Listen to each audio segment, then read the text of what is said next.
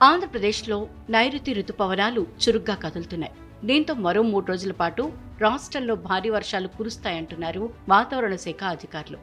ఉత్తర కోస్తా అంతటా ఓ మోస్తరు వర్షాలు కురిసే అవకాశం ఉందంటున్నారు. దక్షిణ కోస్తాలోనూ అక్కడక్కడా వర్షాలు పడతాయని వెల్లడించారు.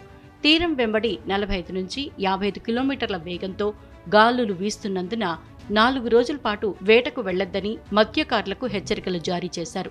ఏపీలో కురుస్తున్న భారీ వర్షాలకు అల్లూరి జిల్లాలో వాగులు వంకలు పొంగిపొర్లుతున్నాయి.